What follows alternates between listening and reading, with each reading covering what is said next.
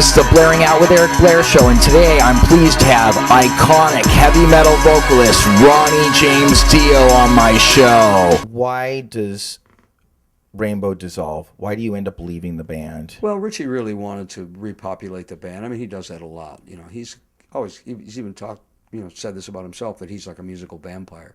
You know, once he sucked all the blood out of somebody, he'll go out and find some more new blood to suck, and probably feels, that simile means that, that changing the atmosphere and changing some of the ideas of where these musical things come from is probably going to be better for me now than it was the other way. Okay, that's fine. And so it became that, and he wanted to be a bit more poppy. He wanted to write songs that had more love themes and weren't so, fantasy driven like mine are, and so it just had to end at some point. I refused to do it his way. He refused to do it my way. So I left, and that was the end of it. So it was a mutual, we need to be away from each other musically. There was no screaming, no shouting, never like that, ever. It was at the end of the day, we both know this isn't working anymore, is it? I'll see you at rehearsal. Oh, how you doing? Yeah, good. All right. I don't want to be in this room anymore. Okay, I guess I won't be now. Or from his end too, I don't want. You can tell. Yeah. You've grown up enough to know. Yeah. So eventually, it was. Usually what happens is if there's an ultimatum given. Well, somebody wants you to do this, and now I'm not doing that. Okay, well, there's a reason to say no to all of it then. Not that that's probably what happened, but it was the right thing to do. It was my time not to be there anymore, and it was Richie's time to carry on. And he did, and he went into a direction I never would have wanted to go into anyway. And I stayed in a direction he didn't want to stay in, so it worked out. One thing that I've noticed about you is that you've always had a lot of integrity as an artist and as a human being, and you've been able to make these correct decisions in your life with the way you treat other people and the way you treat yourself, which is very important. Was this a learned quality, or is this something that your parents instilled in you? I really, really don't know, Eric. Obviously, I was brought up to be a very good kid. I was. My father was harsh with me. These were the days when a good hiding was, right around the corner. And boy, believe me, I was always up for one of those. I wasn't up for it, but I always caused one of those, apparently. I didn't think so. I was the kid getting beat up. But, I think sparing the rod is sometimes a bit wrong. Sorry, because it did okay for me. I can understand not beating children. Of course, there must be a better way, but sometimes the better way at this particular point seems to be so lenient that there is no middle ground anymore, and there's nothing seems to be learned except that I can get away with anything I want to because you can't do anything to me about it. But I think that early learning was probably important, coming from an Italian family that was very, very close-knit, from a family atmosphere. Everyone had the same ideas. There were good ethics, good morals, a lot of church involved, a lot of Catholic church upbringing. Whether I believed in it or didn't, it gave you rules. And I tried to live by those rules, and I tried to live by the most important rule that was laid down to me. And that was laid down to me by my dad. He said, before you do anything, just ask yourself this question: is this going to make my parents proud of me? And every time one of those temptations came up that could have been, a really bad one, I went, no, nope, not going to, no, not doing that. And so perhaps that was living from that ethic and being instilled with that ethic by my dad and my mom was probably the most important part. But you still have to deal with that yourself. You have to make that right into yourself, and I always have. I've just always wanted to be a person who was involved in a team of great people, and not a great big team of great people. I'm not one of those corporate kind of people. For me, it was always like the bass player, I can only relate to it that way, and it couldn't be the accountant and the publicist, and it had to be the bass player, the drummer, the people I respect that way, and with an engine that was giving me such pleasure, and that was a musical engine.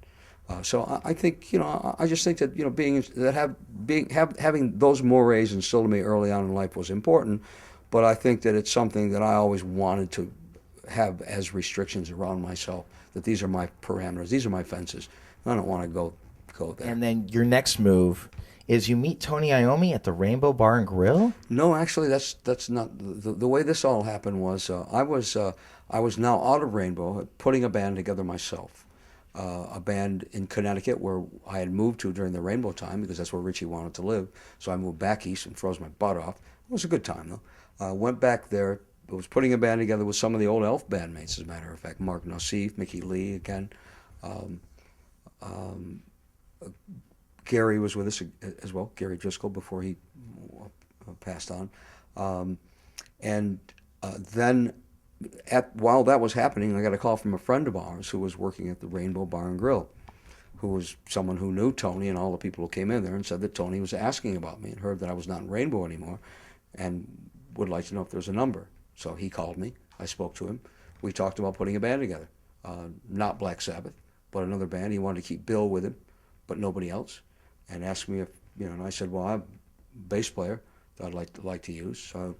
So we talked about it for probably another month while I was still in Connecticut and still doing some things. And then after about that month, he didn't return my calls anymore and didn't call me. So I went, okay, well, that's the way life goes, because I'm a pragmatist, and so who needs you anyway?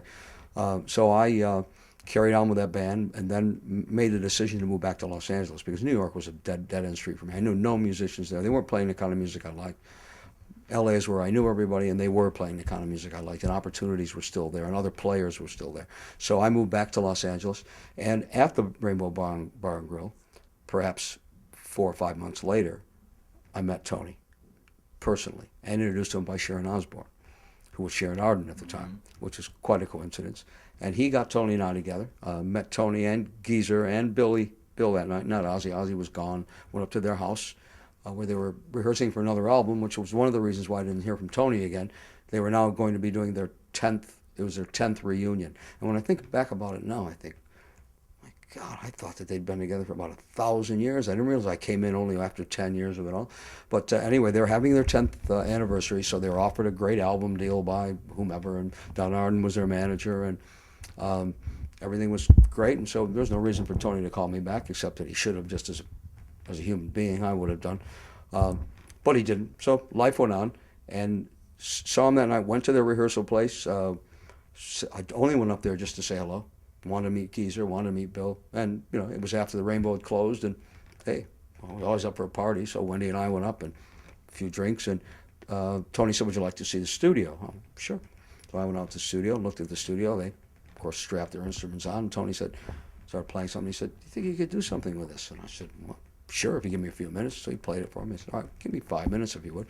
Went off in the other room and wrote the beginning and a verse to a song called Children of the Sea, which is the first thing that we ever did. Did that. He played me another thing. I said, oh, yeah, I could do something with that. He went, okay, oh, good, great. I said, okay, I got to go now. So I went home.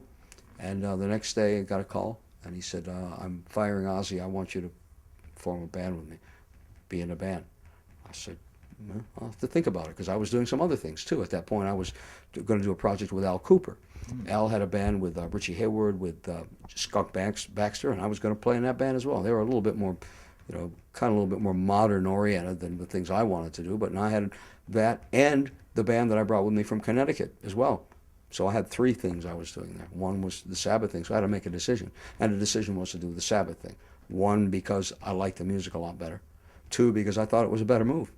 And so did Wendy, who was managing me at this point. Yes, it was a much better move for me to do this. So I did, and that's how Sabbath started for me. The Blaring Out Show.